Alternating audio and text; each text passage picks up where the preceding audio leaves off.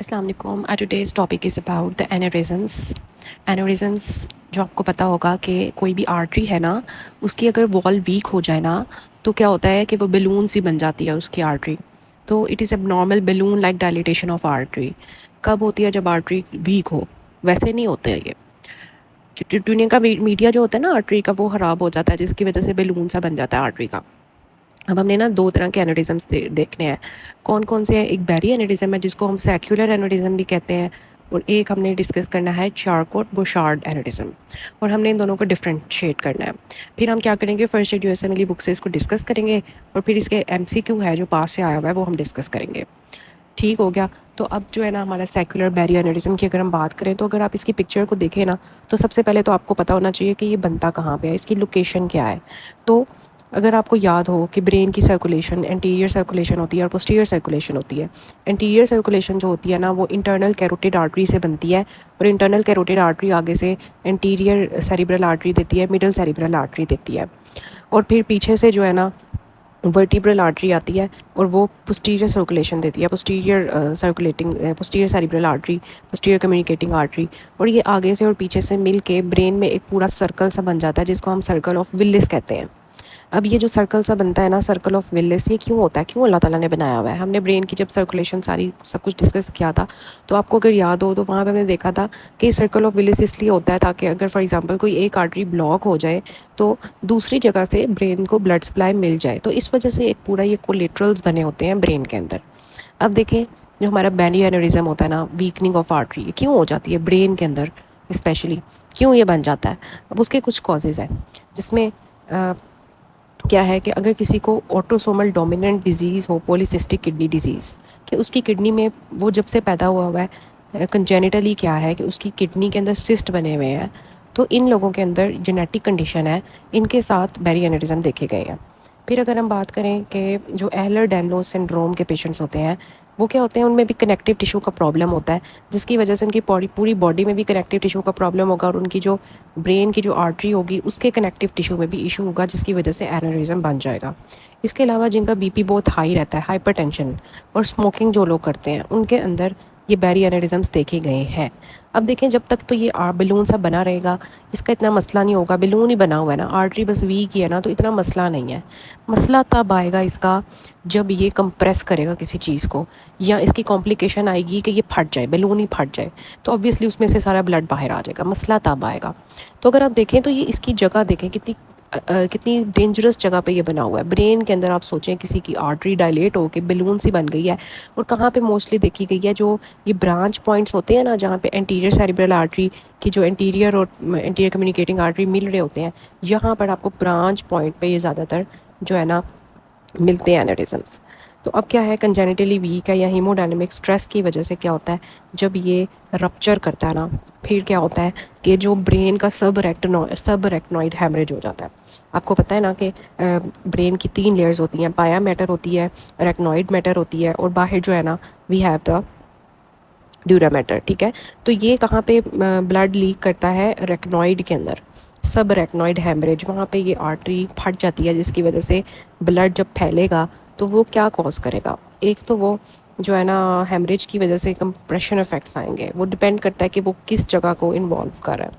ठीक है, दूसरा ये देखें, इसके कंप्रेशन इफेक्ट्स है कि एकदम से ना कैसे पता चलेगा एक बंदे को कि मेरी ब्रेन की कोई आर्टरी फट गई है? ऑब्वियसली उसको बहुत सीवियर हेडेक होना शुरू हो जाएगा।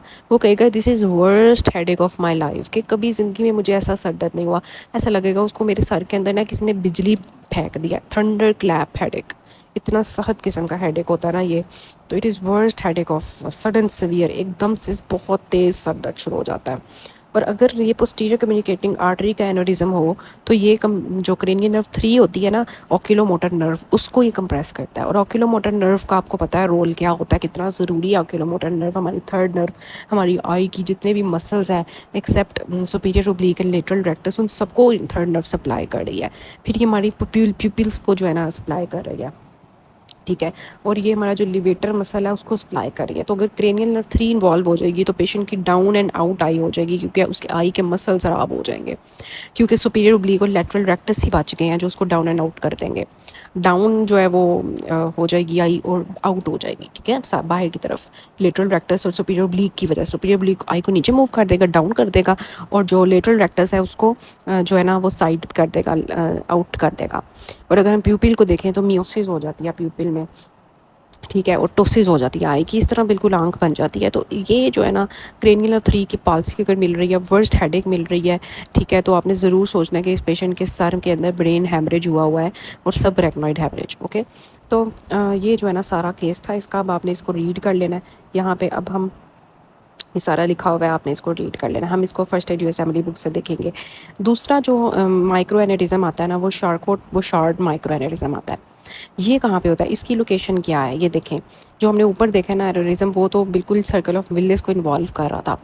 और ये जो शार्कोट बुशार्ड एनेरिज्म है ना, इसकी लोकेशन क्या है कि वो जो ब्रेन के अंदर वाली आर्टरीज है ना, स्मॉल पेनिट्रेटिंग आर्टरीज, उनको जो है ना ये इन्वॉल्व करता है। जिन लेंटिक्यूलोस्ट्राइड आर्टरीज होती हैं, ये मिडल सेरिब्रल आर्टरी की ब्रांचेज हैं, तो इनको ये जो है ना एनेरिज्म इन्वॉल्व करता है। अगर यहाँ पे छोटे छोटे आपको माइक्रो एनेरिज्म्स नज़र आ रहे हैं इतने ज़्यादा, तो अगर किसी पेशेंट को बहुत अरसे से हाइपर टेंशन है ना, फिर जो है ना ये जो है ना रप्चर हो जाते हैं। अब ये जो हेमरेज कराएंगे ना, वो इंट्रा सेरिब्रल, जब ये फटेंगे तो ब्रेन के अंदर फटेंगे, ठीक है। वो सब रेक्नॉइड हेमरेज, ब्रेन की जो लेयर थी ना उसको वहाँ पे हो रहा था। ये जो है ना ये अंदर है, इंट्रा सेरिब्रल हेमरेज कॉज करेगा।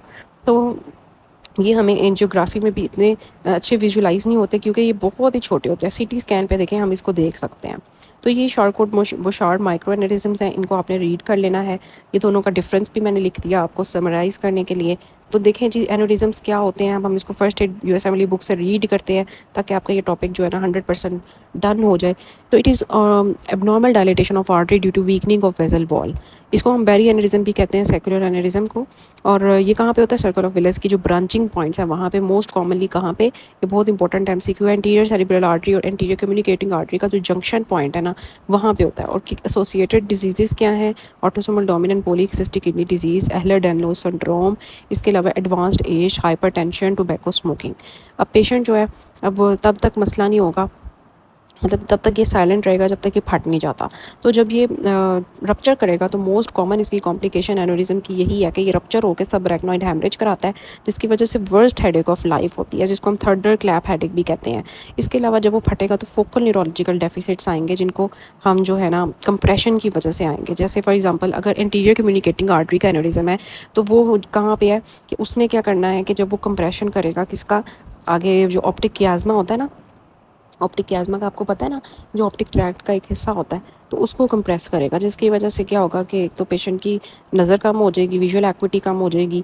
और इसके अलावा अगर इंटीरियर सेरिब्रल आर्टरी की डिस्ट्रीब्यूशन में स्कीमिया होगा, तो इंटीरियर सेरिब्रल आर्टरी का आपको पता है क्या काम होता है, इसने ना उन जगहों को सप्लाई करना होता है कि जो हमारी लोअर एक्सट्रीमिटीज़ जो है ना उनको कंट्रोल करता है। तो एक तो मोटर लॉस भी होगा, कॉन्ट्रालैटरल लोअर एक्सट्रीमिटीज़ की बिल्कुल वीकनेस हो जाएगी। मतलब बंदा कहेगा कि उसकी ना एकदम से जैसे फॉर एग्जांपल राइट साइड पे अगर हेमरेज हुआ है ना, तो उसकी लेफ़्ट टांग जो है ना बिल्कुल ही जो है ना वीक हो जाएगी, ठीक है, लेफ़्ट साइड की। और सेंसरी डेफिसिट्स भी आएंगे। अगर मिडिल सेरिब्रल आर्टरी जो है ना वो रप्चर करती है, तो फिर क्या होगा कि अपर एक्सट्रीमिटी जो है ना, मतलब अगर राइट साइड का हेमरेज हुआ है तो लेफ़्ट अपर जो बाजू है ना वो बिल्कुल काम करना छोड़ देगा, और जो लोअर फेस होगा वो भी काम करना छोड़ देगा, और साथ में सेंसरी डेफिसिट्स। अगर पोस्टीरियर कम्युनिकेटिंग आर्टरी का कंप्रेशन होता है, तो वो हमने बात की कि थर्ड नर्व की पाल्सी होती है, जिसकी वजह से जो है ना माइड्रेसिस हो जाएगी, प्यूपिल खुल जाएगा, मियोसिस नहीं होगी, ठीक है, और डाउन एंड आउट आएगी, ठीक है। अब जी आता है दूसरा चारकोट बुशार्ड, जिसमें हमने देखा कि क्रोनिक हाइपरटेंशन की वजह से ये होता है। और इसमें लेंटिकुलोस्ट्राइड जो स्मॉल आर्टरीज होती हैं बेसल गैंग्लिया में, थैलेमस में, वो इन्वॉल्व होती हैं। इंट्रापेरेन्काइमल हेमरेज होता है, और ये हमें एंजियोग्राफी में हमें नज़र नहीं आता, ठीक है, क्योंकि आर्टरीज इतनी छोटी छोटी हैं। तो जी हमने फर्स्ट एड से भी रीड कर लिया। अब जी हमारा एमसीक्यू है 52 ईयर्स, ये ना 196 एमसीक्यू देखें। अ 52 years old man presents with sudden severe headache. तो देखें थोड़ा सा एज भी उसकी ज़्यादा है, एकदम से उसको बहुत सीवियर हेडेक शुरू हो गया है, और एकदम से शुरू हो गया, बहुत वॉमिटिंग होने लग गई है, वो बेहोश हो गया। जब हमने उसका सीटी स्कैन किया तो हमें सब रेक्नॉइड हेमरेज मिला। तो अब कौन सी कॉज हो सकती है, this is actually ruptured berry aneurysm, ठीक है। तो this is actually the case, ये आपका एमसीक्यू था। अब देखिए मैं लेक्चर में तो एक ही एमसीक्यू डिस्कस करती हूँ ताकि आपको पता चले कि एमसीक्यूज़ किस तरह के आते हैं। मैं ज़्यादा से एमसीक्यूज़ नहीं डिस्कस करती। उसके लिए आप जो है ना मेरा व्हाट्सएप जो ग्रुप है ना उसको ज्वाइन करें। वहाँ पे मैं डेली जो भी लेक्चर अपलोड करती हूँ, शॉर्ट अपलोड करती हूँ, वो शेयर करती हूँ। साथ में हम उसके रिलेटेड जो भी टॉपिक होता है उससे रिलेटेड जितने भी एमसीक्यूज़ होते हैं ना वो मैं शेयर कर देती हूँ, ताकि आप वहाँ पे और भी एमसीक्यू सॉल्व करें। आपके जो है एफसीपीएस पार्ट 1 की साथ साथ तैयारी होती रहे, ठीक है। तो वो आप लाजमी ज्वाइन करें और जो है ना लेक्चर सुनते रहें और फीडबैक भी ज़रूर दें। So this is about the topic.